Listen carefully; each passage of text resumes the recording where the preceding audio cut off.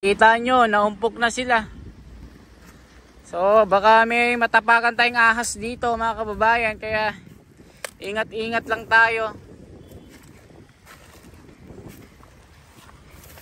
Mga nangitim na. So ito yung mga damo, patuloy na dumarami mga kababayan. Sana matanggal rin ito para gumanda-ganda yung paligid. So kailangan ng maraming volunteers dito.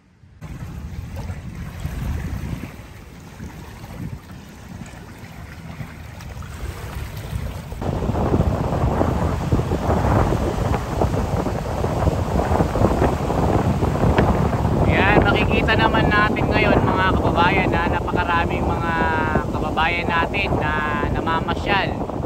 Sa kabila ng maraming basura ay nag-e-enjoy sila na namnamin ng masarap na hangin kasama ng paglubog ng araw dito.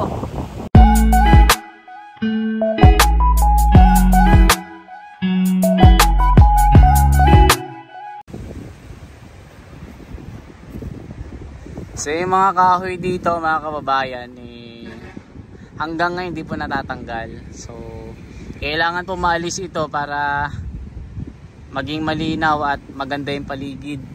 So yung mga gustong panggatong, ito, kumuha kayo dito sa Manila Bay. Maraming nakaimbak dito. So yan ngayon ang paligid.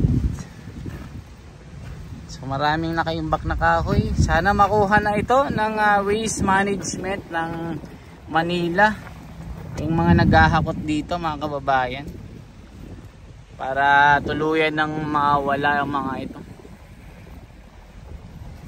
So lakarin natin dito.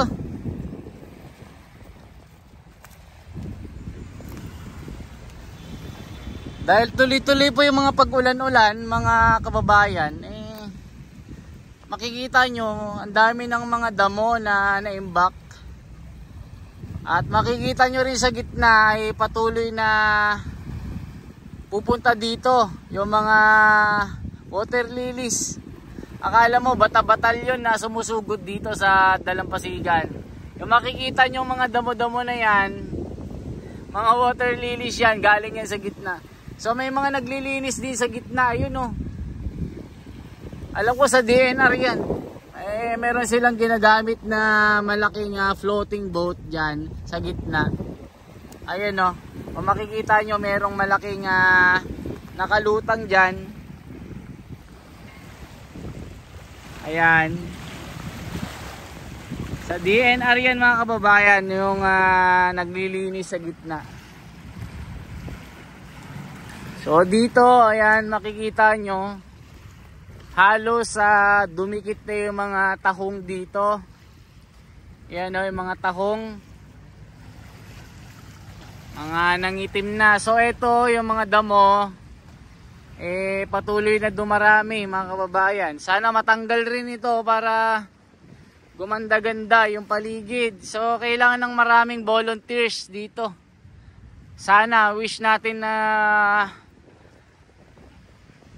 magkaroon ulit ng bayanihan dito, kasi nga marami ito hindi kaya ng iisa ito mga kababayan ko. So sana yung September 16, sana every month mangyari. So hindi lamang every year. Sana maano ito, makita ng gobyerno natin. Sana tuluyan ng malinis ito. Nalinis na ito, wala nang makitang dumi. Pero ngayon, dahil tuloy-tuloy talaga yung mga bagyo mga kababayan, hindi maiwasan na hindi mawala yung mga basura. So yan ang Dolomite. Ayan, doon sa dulo malinis, pero dito doon sa unahan malinis, pero dito sa dulo maraming mga damo dito. Kita nyo yan, yung mga trash bomb nasa gilid, di na nagagamit ang mga yan.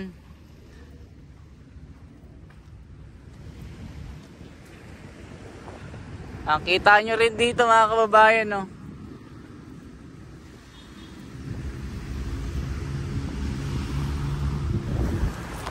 So yan ang situation po ng Dolomite. Talagang yung tubig, maraming basura, nakakalutang. So sana mga kababayan, magkomento kayo, ano ba yung dapat gawin ng gobyerno para mawala ng mga basura. So kailangan nating magkaisa dito. Magbayanihan tayo mga kababayan. Sana magtulungan tayo na pumunta dito sa Dolomite, Manila Bay para linisin itong mga kalat dito na hindi maalis-alis. So yan lamang po mga kababayan. Sana patuloy nyo pa rin suportahan ito. Kahit anong mangyari, babantayan natin ng Dolomite, Manila Bay para tuloy-tuloy na maalagaan. At patuloy nyo rin sanang panoorin para kayo po yung magiging husgado. Kayo ang titimpla at babalanse ng mga kaganapan. Ano yung mga bagay-bagay na gagawin ng gobyerno natin para lalong gumanda ang kapaligiran. Mga kababayan, para labanan natin ang climate change. At yung mga disiplina ng tao talaga. Nako, talaga naman. Makikita nyo talaga. Tuloy-tuloy tayo mga kababayan na, tuloy-tuloy pa rin. At napakaraming ibon. Ibig sabihin maraming mga isda dyan.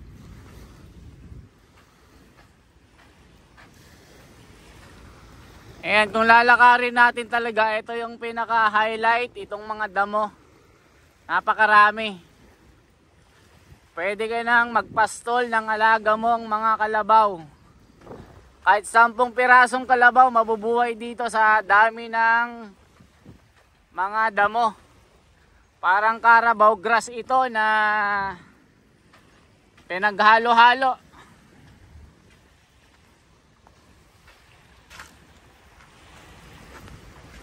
Ayan, kita nyo, naumpok na sila. So baka may matapakan tayong ahas dito mga kababayan, kaya ingat-ingat lang tayo. Baka nandito si Cobra King. Matapakan natin yung ulo. Wag naman, kahit buntot lang, okay na. Baka may pawikan na nakatago dito.